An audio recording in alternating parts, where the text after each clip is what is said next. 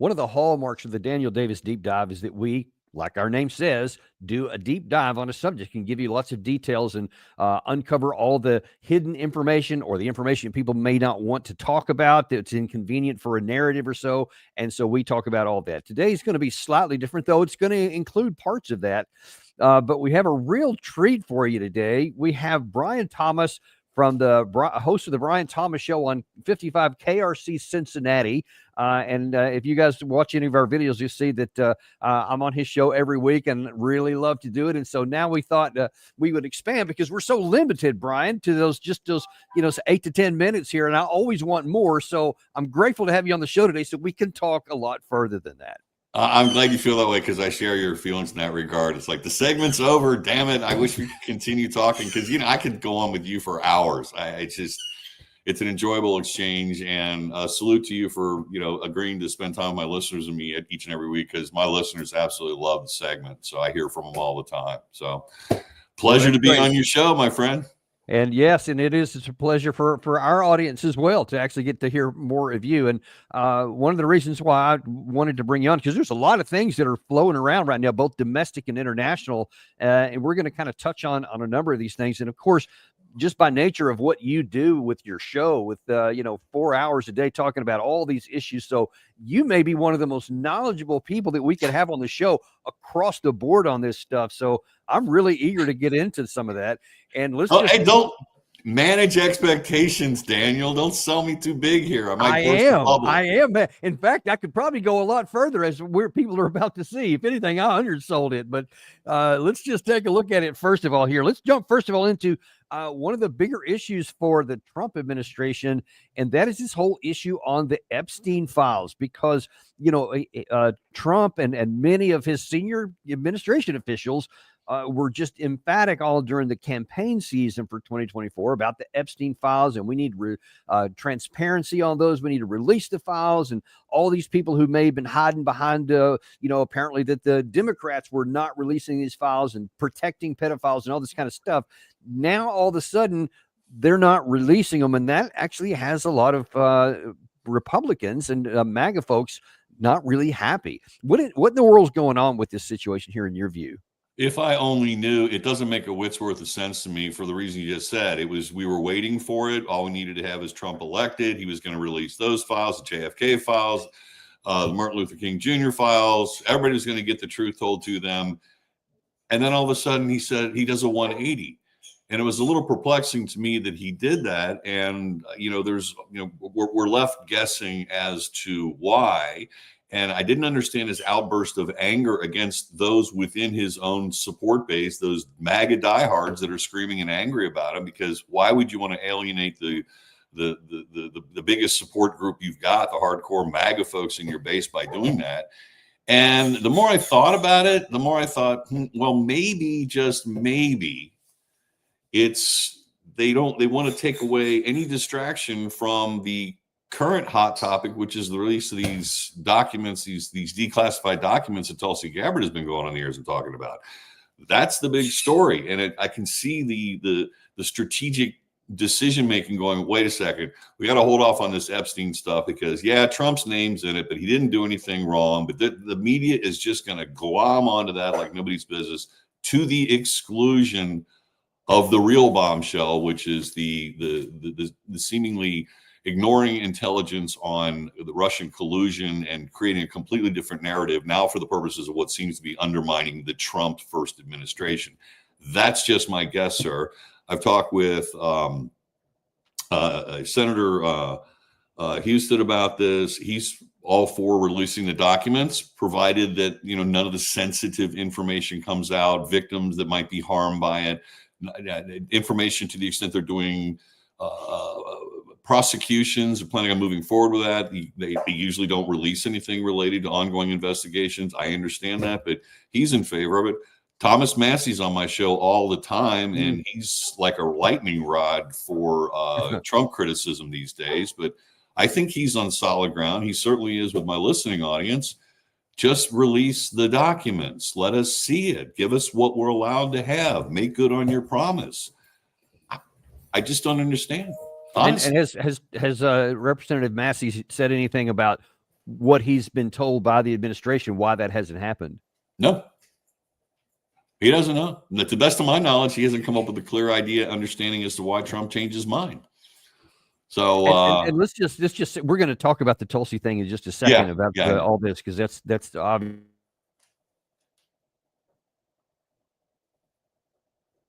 We'll get him back in a second, Bri. Every once in a while, we get some bugs in the system here. Okay, and that can happen on my end too. I got freaked out there. There we go. I don't know what in the world's going on with that, but sorry about that. I've got that issue. And I'll apologize now for the dogs. My wife's gonna try to round them up. I have. Hey, man. No, we're a very dog. We love dogs on this show, Brian. Let him roll. He needs to do what he needs to do. You know, he's protecting you. You'll probably see my husky's tail roll back behind us every so often. So good. I'm glad I'm in good company.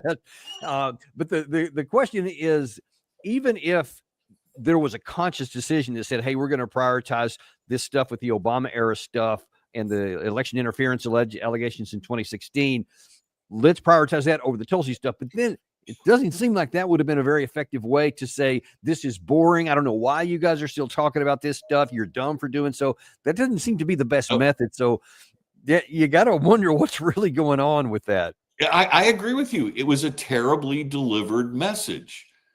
I mean, he just basically turned the lights off on the concept of releasing these Epstein files. And it just seemed like a complete 180 shift, like I said. Now, I don't remember how many times Donald Trump promised to release the documents, but everyone around him in the Republican Party, they were all saying that we were going to get to see them. We got to get to the bottom of this. Potentially children were molested. Are people going to be prosecuted for that? A lot of people want to know that. And so what's your take or your assessment on the alleged contradiction between Pam Bondi when she was asked on Fox News in February, are they going to release the client list? And she said, yes, it's on my desk. And then, of course, at that cabinet meeting, she subsequently said, well, I said the file was on my desk. And now that I looked at it, there's actually not a list. That doesn't seem real credible to me. I mean, what do you think? That's the great thing about the internet. You can't unring a bell. We can all go back and play the original statement as many times as we want. And it wasn't files, or it wasn't documents or boxes or a banker's box. She said the list.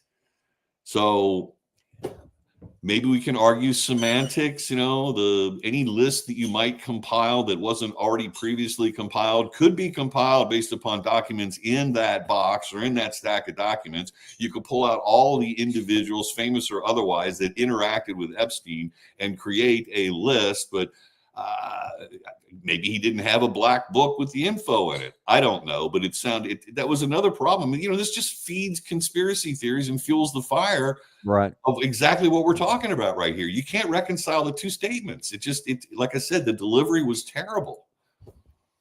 And now then you have people are within MAGA world are grumbling quite a bit. So here's the question. Let's just say for the moment that there was an intent to prioritize the 2016 stuff over this. But if this 2016 stuff plays out, and once it's finally had its run, what do you think the MAGA base is going to do if we don't then go back to the Epstein files and actually get stuff released? Are they going to be satisfied if they don't get it? Probably not. And that's why Massey's teed up that vote. I mean, Johnson can dismiss them early and to hold that vote at bay, but they're got to come back from recess, and Massey's going to advance that piece of legislation to have the Epstein files released. I mean, it seems to me that he's got him back into a corner of that because he's got so many Democrats on board with him to move forward with the release of the document motion. And I haven't seen how many Republican members are saying, yeah, we should release the stuff. I think they're trying to hide from the controversy. They don't want to invite the Massey-like criticism that Trump will heap down upon them. I mean, so the MAGA PAC has got ads running against Massey already. I mean, he's not up for re-election until next fall. And yet they're running television ads criticizing him for, his vote on, well, the big, beautiful bill was the one thing they're criticizing him on. But I'm sure they'll add this on as well, how they can parlay that into a positive message because of what we're focusing on right now, how poorly delivered the 180 was and how it doesn't make any sense. I don't know. But, knowing Trump, he'll figure some way to go after Massey. So here's the question. Yeah, that's apparently one of his favorite pastimes, and Massey seems to enjoy it. If I He can does. say. He really does. So speaking of the Congress's upcoming vacations, it's summer vacation. I wish I could get a summer vacation that long, but I digress. What do you think is going to happen when these guys go back and guys and gals, and they have, their town hall meetings and people get a chance to talk to them? Do you think these issues are going to come up? I do. I think, listen, it doesn't seem to matter what side of the political ledger you're on. Epstein was a vile human being, a convicted molester of children. No one seems to know how he made his money. No one seems to know how he got so much influence and control. How did he end up hobnobbing with all these multi-billionaires? How did they meet him? How did they decide they wanted to fly on his airplane? It's all a huge mystery. And that mystery transcends Democrat, Republican, because there was a mixed bag of political stripes hanging out with Epstein. So there's a curiosity there for literally everyone. And you're not going to satisfy it by just telling the American people, after all this, ranting and raving about how we need to see the Epstein files, that you just can't see them. So it's not going to go away. It's going to remain an issue. And that's why I ultimately believe that whatever they got, whatever they can release, nobody wants to see, child porn. And I understand why you I'm all for hiding that. Harm any victims. Yeah. But to the extent the reason he's hiding it is because he doesn't want to sully the reputation of innocent people who otherwise hung out with Epstein. I'm sorry, in this day and age, that doesn't fly. These are all, New York Times decision type public figures. They can easily defend themselves.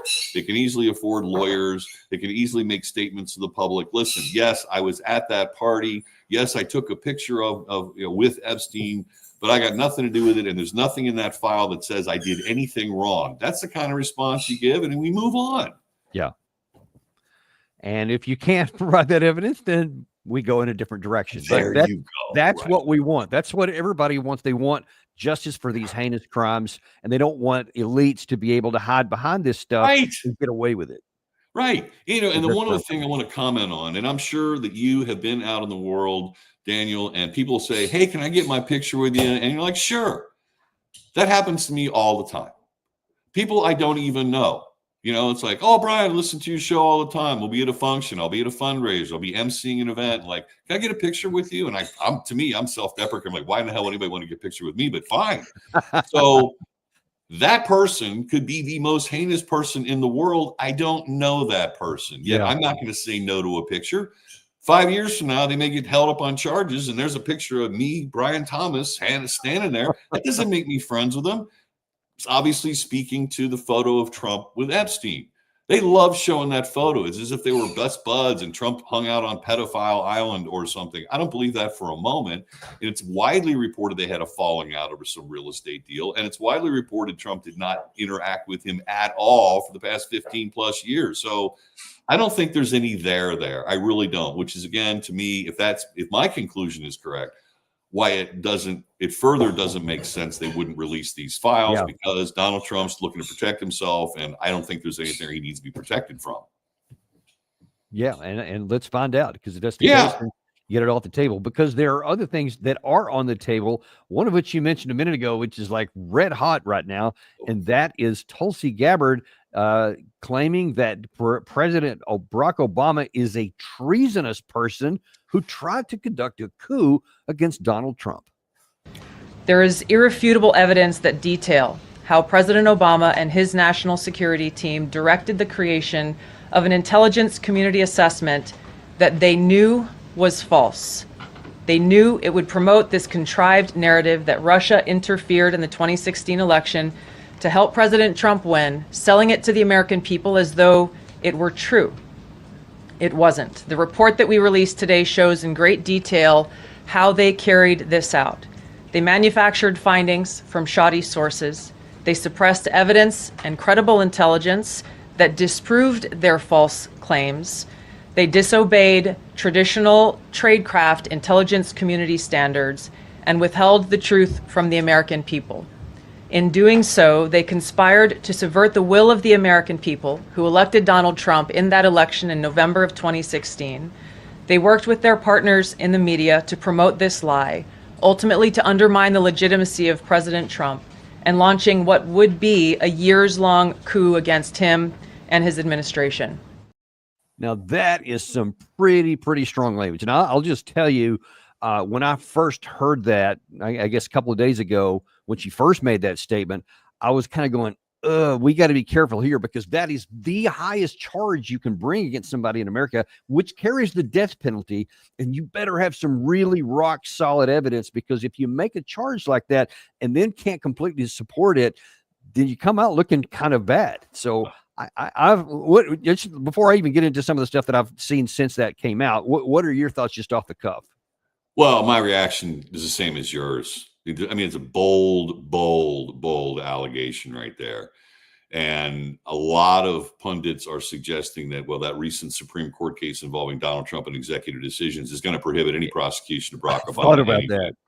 Yeah. And some of the activities that were involved, the lying to members of Congress, for example, apparently subject now to a statute of limitations that has since passed. So that frees up them from prosecution to the extent that's accurate. I didn't go look it up. I'm a lawyer, but I didn't go look it up. But I've been taking the media at its word insofar as the statute of limitations is concerned. But the mere fact that these documents, quite frankly, I think they do support her overall conclusion that this was a fabricated claim. And I thought it was most peculiar, the most recent release, the fact that the Russian Foreign Intelligence Service, I think that's the entity that hacked into Hillary Clinton's email server, and they had reviewed that, and they had all this background information, most notably about her health conditions. And there's pretty serious, damning suggestions about her health, and that she needed heavy tranquilizers and all these emotional issues she was having. But that's being held up as an illustration of why Vladimir Putin actually wanted Hillary Clinton to get elected. He had no interest in Trump getting elected. Keep your powder dry. Keep that information in your back pocket, because that may serve you well as Vladimir Putin when you're sitting down and negotiating over something or trying to win over influence against Hillary Clinton. They didn't release it ahead of the election. Had they released these emails and this internal communications ahead of the election, some of them were, that would have been very damning for Hillary Clinton and would have served to support Donald Trump's campaign. So, I think there's a little there on that, but that's not the only document, only information that was released. I saw that they had declassified that House Intelligence Committee report, and that's quite damning insofar as the analysis that was released that Russians were trying to assist Trump, when all the background, the solid information, suggested the polar opposite. So they did a real deep dive on that recently declassified intelligence report that came out in 2020 and was only released just the other day. So, I mean, there is no direct statement anywhere, I think, that Barack Obama specifically said out loud, go and create a fake report that says the Russians are helping Trump. There's not going to be a smoking gun like that out there. We probably would have seen it already. Yeah. We're getting awfully close. That's kind of part of the issue here, is that to make that charge, you have to have a smoking gun like that. You can't just have inferences or so. And right. I haven't done a full analysis on all those documents that have been released, because there's so many of them, but I am actually going to do a deep dive specifically on this issue, actually just after we get off the air here at about 1:00 today, where we're going to talk about a lot of that with the subject matter expert. But one of the things that I discovered in the claim that she says, where they had this meeting on the 9th of December, and then they decided to change the information, which is what the word she uses, manufactured intelligence. She says it's not that they changed it or abused it, they just manufactured it. But when you look at the document on there, the one she specifically cites on an email, she says during that press conference yesterday, was that's where they had this secret meeting, the way she phrases it, to cause other people to get together in this small number of people where they manufactured it. But when you look at the document that she provided, it shows that there is a ton of people on there. And the only thing it says is that the president directed this large group of people was to say, hey, here's a bunch of questions I have. Was Russia involved in this? What did they do? How did they do it? What was the result? A lot of very reasonable questions, normal ones. And then there's a bunch of documents after that where it shows the staff going back and forth on their presentation. And then the one on, I believe it was the 9th of January was when it was published. And I'm from what they have provided, that seems to be the reasonable outcome from the intelligence community as a result of all of those information that they suffered. And they talked about it was the CIA, FBI, and I believe it was the NIC. So a lot of sources and a bunch of different people. They call them tiger teams, et cetera. So listen, there is unquestionably a lot of stuff going, especially with, I believe it's former DNI Clapper. He's definitely got some dirt on him, and they've uncovered a lot of this. We knew a lot of it before, but I don't see anything that shows from what she's provided that President Obama actually directed the changing of intelligence. I haven't seen anything. I agree with you on that.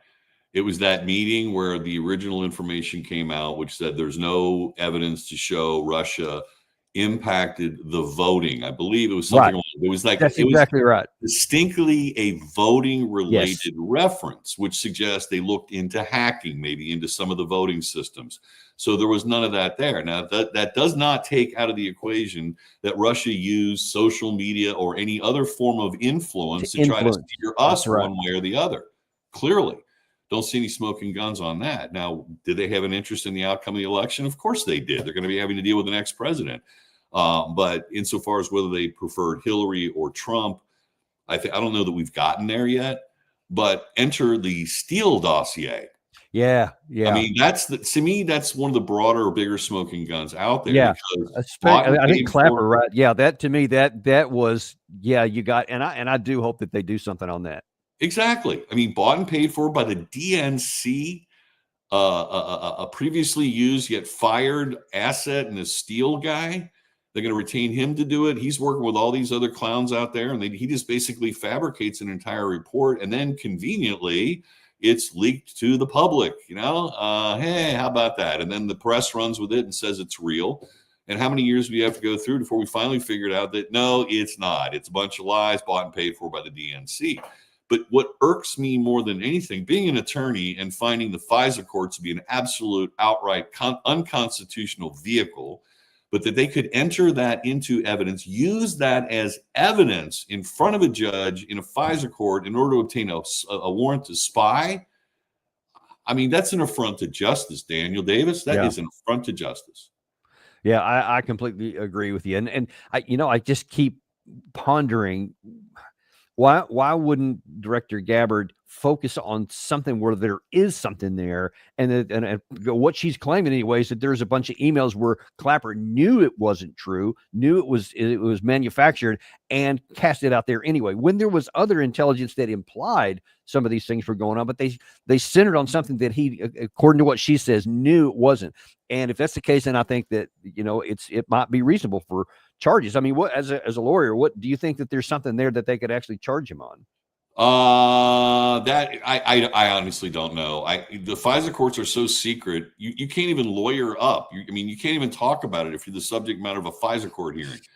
Again, it's like we live in some sort of Nazi state or oppressive Cuban regime type of thing. It's like a Kafka novel, The Trial. I think about this all the time when I think about FISA courts. But from an evidentiary standpoint, I don't know. You don't get a right to cross-examine. You don't get a right to call in witnesses. You don't get a right to call in Steele to ask questions about the nature of the conclusions he incorporated into that. It's just a document that the prosecutors in there enter into evidence. Here, boom. This serves as basis for probable cause. Yeah, see, that alone is something that we need to reform that system. Oh, without no question. matter what. That's regardless of anything else. That's I think American citizens deserve that. I want to move on to a couple of other things now. Let's go a little bit overseas on the time we have left, because I want to get your view on here. One of the more, I guess, controversial things when I've been on your show that some of your listeners have sometimes pushed back on is when we start talking about Israel, because it's a very emotional issue. But there is this situation here with Gaza, which has some real trouble for the administration. Because it says Israel's negotiators from Gaza ceasefire. Israel recalls negotiators. Now, this has been one of Trump's claims that he is really trying to get a ceasefire in the Gaza area. He wants to bring this war to an end. He doesn't like the suffering, etc. At least that's what he's been saying recently. But every time we get close, Israel seems to find some reason not to want to do it, although this time, they've withdrawn. But there's other headlines out this morning that the Hamas negotiators have been very tough and they are not willing to compromise on some key issues, etc. Meanwhile, the people in Palestine are caught in the middle of this. Yeah. And now then they're starting to get starvation deaths every single day, in addition to a lot of people who keep getting killed at the food distribution sites. It is just a horrible, inhumane situation. What do you make of this whole thing? Well, I'm not quite sure. I would kind of laughed and smiled. And I know it's a terrible subject matter, and there's nothing to smile or laugh about with regard to this conflict. But as you were saying that, it immediately reminded me of my conversations with you about Russia and Ukraine. Russia has basically all the cards on its side of the table. They have the most negotiating power. Ukraine's negotiating power and their ability to even to get anything accomplished by way of something positive for them in a peace situation or a peace negotiation, they don't have anything. They're running out of men. They're running out of munitions. The Russians keep making advances, and they seemingly have an endless supply of people in uniform as well as weaponry. So it's a lopsided balance, and I think you can probably, maybe you correct me if I'm wrong, or you perceive my conclusions incorrectly here. Israel, I think, has all the might and all the leverage in the situation with Gaza. I mean, look at the place. It is just an absolute, it's like a moonscape. It's all blown up. People are in dire conditions. And I think with the impact on the Iranians and maybe some reduced level of arms and money flowing into the terrorist organizations they support, that maybe they're on the back of their heels. Israel senses that and maybe just wants to go in and try to finish the job. But in terms of waging war, I mean, Israel's got the clear advantage here. And if you want to bring them to the negotiation table, you better come willing to, consent to some Israel demands, I suppose. Yeah, and the only leverage that the Hamas side has, and I mean the only leverage, well, there's two, one direct, one indirect, is the hostages, because they still have those, whether they're alive or dead. That's something that the people of Israel will keep putting pressure on Netanyahu to make whatever deal is necessary to get them out. That's the one issue. The second issue, and it reflects the whole war itself, is that Hamas has the leverage that they're willing to suffer incredible amounts, and they even if they keep getting killed, and they're going to keep going, because to the detriment of the Palestinian people who are now starving, without question. But you see that, Hamas, they're ideologues, they're religious zealots. They want to die for their God and their cause. It doesn't bother them that their conditions are terrible. They just want to kill the Israelis. And that's the harsh reality, and that's where they have leverage. Because you see, for all of these military and technological advantages that Israel has, massive advantages over the Hamas side, is we're nearly 2 years into the war, and they still haven't been able to compel them. The idea and the intent on the Palestinians / Hamas side is to just survive and to not give in. That's one of the reasons they're being so hard on negotiations, because they if we capitulate and give in, then the whole thing's over. Israel has won, and that's it. And they're like, we've paid too big of a price to this from what they're reporting. And they're like, no, we just have to survive and hang on. And then eventually we'll wear down Israel, and they'll have to submit and give in to us to something. Now, that's not going to help. Even if you get the food turned back on, Brian, I mean, that's not a victory, but that seems to be what they're doing. We can argue all day long and talk about how irrational and self-destructive that is for the people they're allegedly supposed to lead. And definitely there's a case to be made there. But the bottom line is, Israel hasn't been able to militarily win. And unfortunately, because of all this death and destruction, I'm afraid that they've planted a lot of seeds for instability going into the future, no matter how this gets resolved. And that's bad for the people of Israel. It's bad for the Palestinians. Nobody's going to win in this. Have to note, Daniel, I'll be 60 in September, and it's been this way in the Middle East since when I was born. Peace in the Middle East. How many times have you heard that phrase in the last 50 years of your life? Peace in the Middle East. We're always in conflict in the Middle East over something. So, I don't see that going away ever. But what I would like to see is a little bit more balance in the reporting. And I know Israel is not without fault, but Hamas is the one that created the humanitarian crisis. If they would just allow food to go in, not confiscate it for themselves and not stir the pot, and let these Palestinian people at least eat, I think that would go a long way to taking some of the harm and the hurt that's going on as a consequence of their zealous clinging to their land. And I understand that on some level, but Hamas, I think, deserves a lot of the blame for the starvation of the Palestinian people. Now, I've seen reports that Israel has prevented food from going in, but I haven't seen reports that Hamas has. What are you referring to? Well, the war-torn situation and the fact that Hamas will not back down, will not let go, and continues to, attack Israel and everything. The instability within the Gaza Strip is brought about because of terrorism. I'm firmly convinced on that.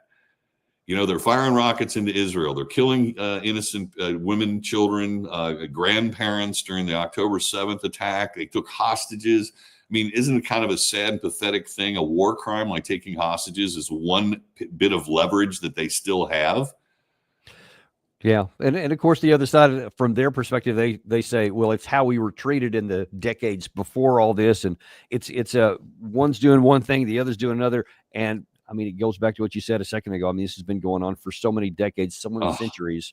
And at least in the modern era here, really, you can go back to since the end of World War II is when things really kicked off, because it was a somewhat modest before that. But since that time, it's just been nearly intractable, and no one has found an answer, and we probably won't either today. One day there's no Israel, and the next day there's Israel. And therein was the beginning of yet another form of conflict brewing in the Middle East. Yeah. And I always kind of look at it this way, Daniel, to the victor go the spoils of war. The Eastern Bloc European countries that went all in for Soviet Union because Soviet Union fought on the right side of World War II. So they got a giant chunk of land. Most of the Middle East countries were not on our side in the war. They were on the side of Germany, Italy, and Japan, and they lost that conflict. All the fighting in Africa and in the Middle East. Well, Allied forces won that, and that I think provides them some at least justification for being able to do with the aftermath, the land after the war was over. At least, hey, we won. You guys get no say in the matter. And I think that's largely how Israel got created to some degree. Yeah, it has. And certainly a lot of the borders, Iraq being one of the specific ones, that they were done just arbitrarily because they drew some lines on a map. And unfortunately, the consequence of that is you had a lot of people split across what turned out to be borders. And we've created, our maps created a lot of the problems that we have.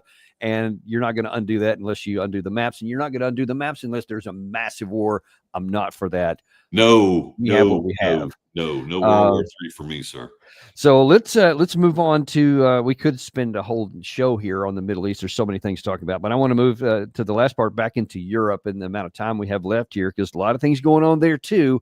First of all, we had Zelenskyy make this big push that he's going to get rid of a lot of the anti-corruption organizations, one of which was called the NABU. It's an acronym. I can't remember what it stands for right off the top of my head, but that was not very popular. And for the first time I've seen at scale since this war started, there was some pretty big protests inside of Ukraine that we covered a little bit yesterday. Some of them that had Maidan kind of vibes from 2013 when all that stuff started. We'll see where it ends up going. But Zelenskyy immediately backtracked, which really took me by surprise.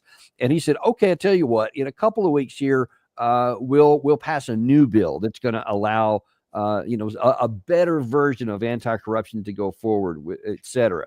We'll see if that's popular here. But just first of all, what was your reaction when you saw a lot of protests going on in Ukraine? Well, I wasn't quite sure what to make of it because I really didn't understand the actions of Zelenskyy. But I think something tells me that the Ukrainian folks are sort of the same mindset as maybe Donald Trump. We just need to end this.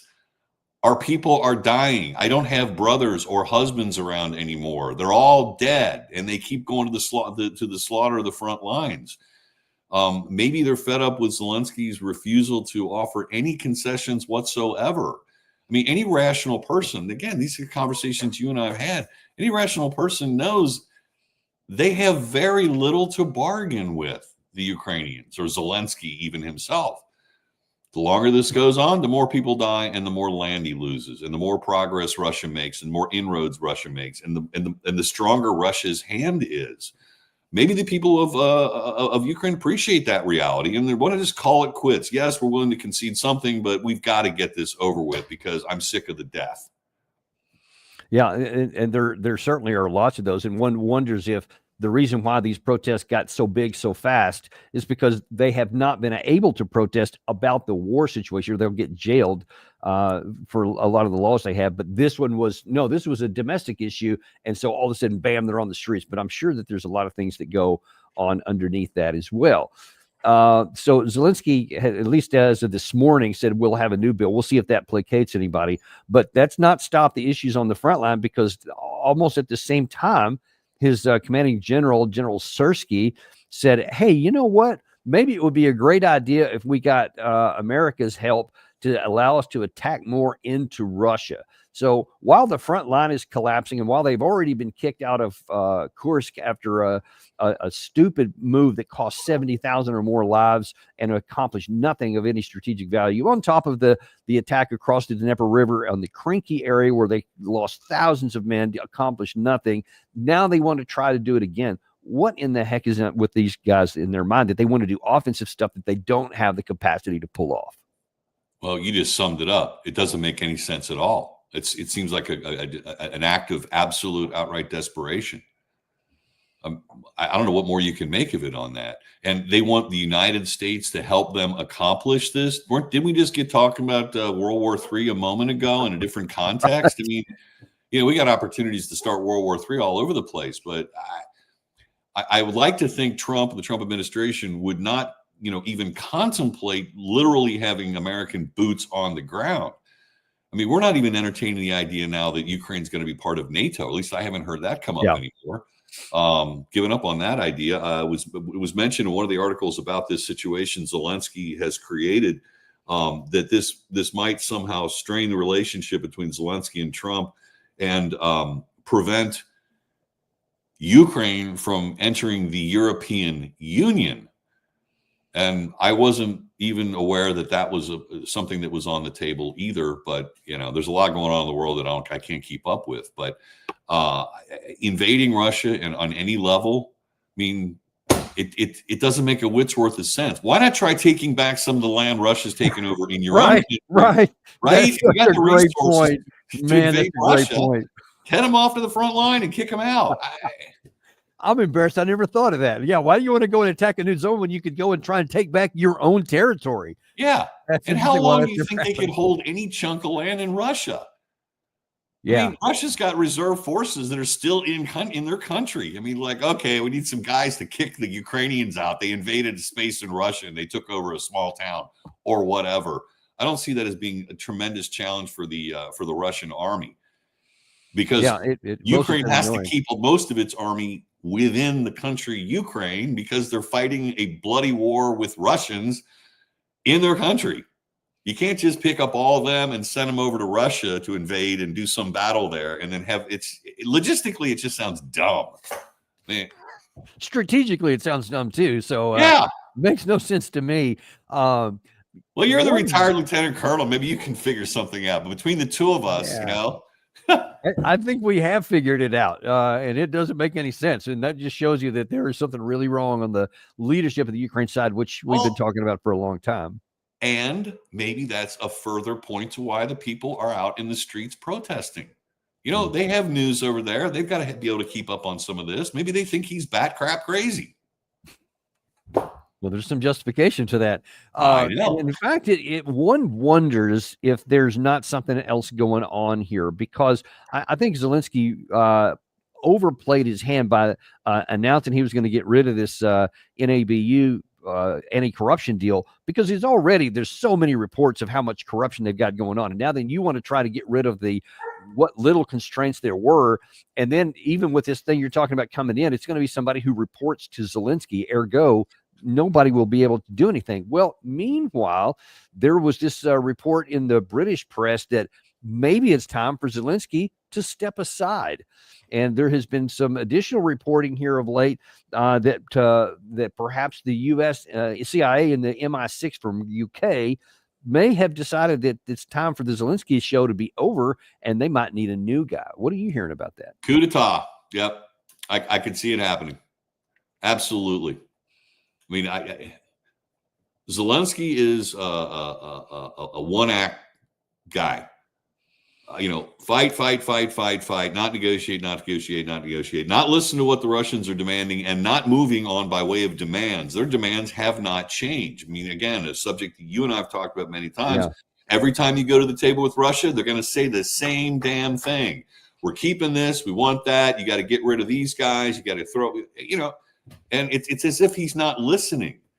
And when he goes back, when he comes out and demands more arms and everything, the landscape hasn't changed, Mr. Zelenskyy. You've got even less today than you had the first time you engaged in this conversation. I think it is time for regime change in Ukraine. I don't want to be responsible for it,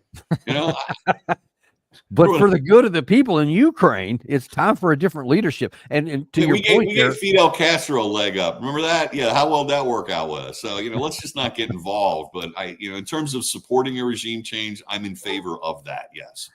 And look, I don't know if you saw. You may not have seen the headline because there weren't any real headlines. But they had the third direct meeting between Russia and Ukraine in Istanbul yesterday, actually last night. And you probably haven't seen any headlines because nothing was done. So it was another time where Zelenskyy went in there and ahead of time said, I'm going to tell the Russians that I want a face-to-face meeting with Putin, that I want a return of all the children that are alleged to have been stolen away by the Russians.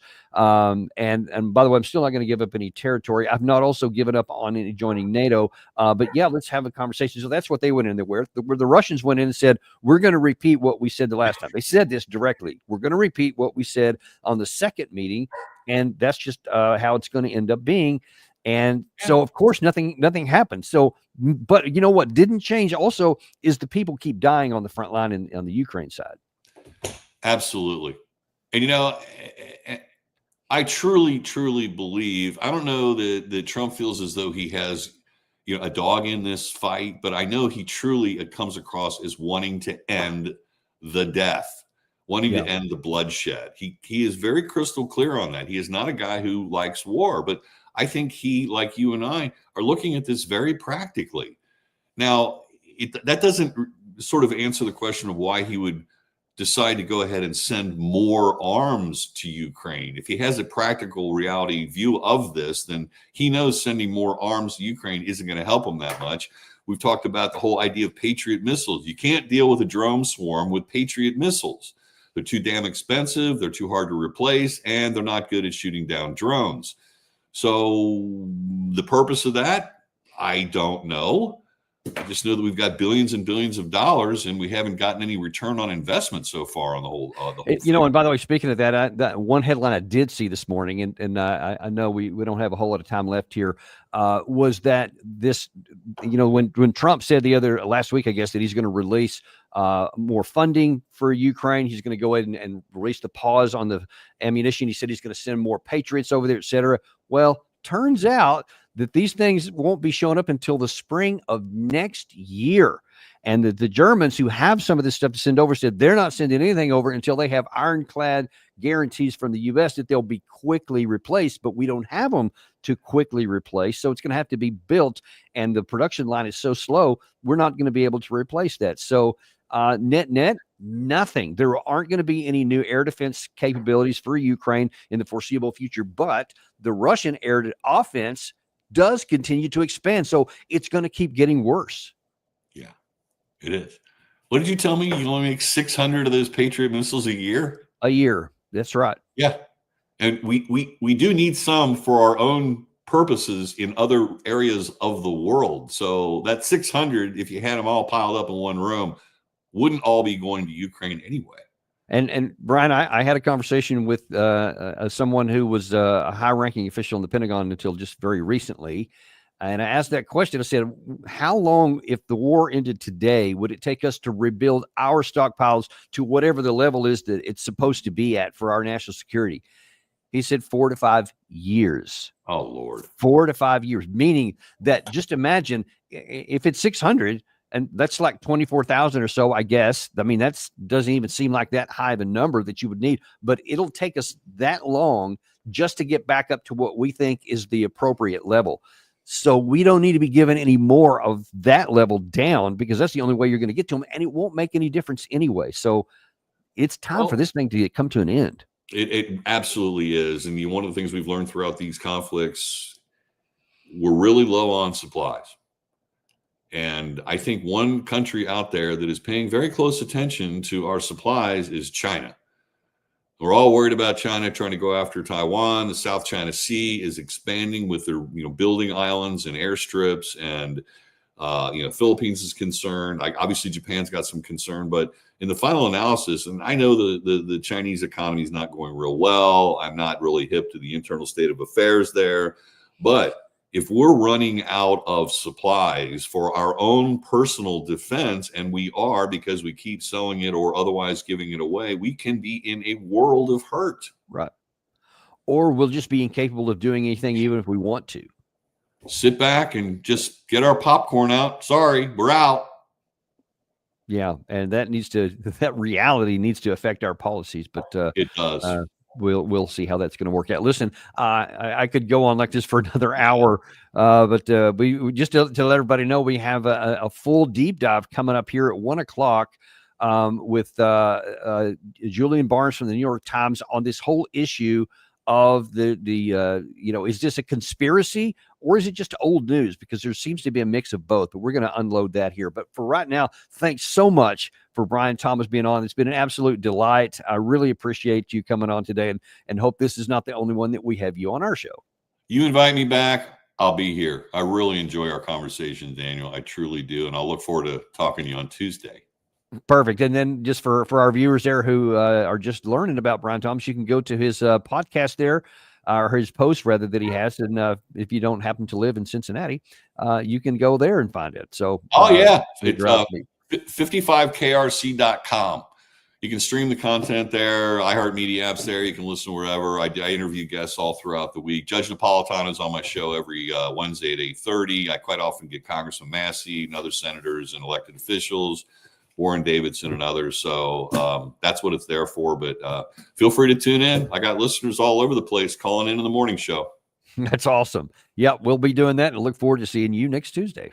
God bless you, sir. We'll talk. All right. Thanks a lot. And we'll see you guys here shortly on the Daniel Davis Deep Dive.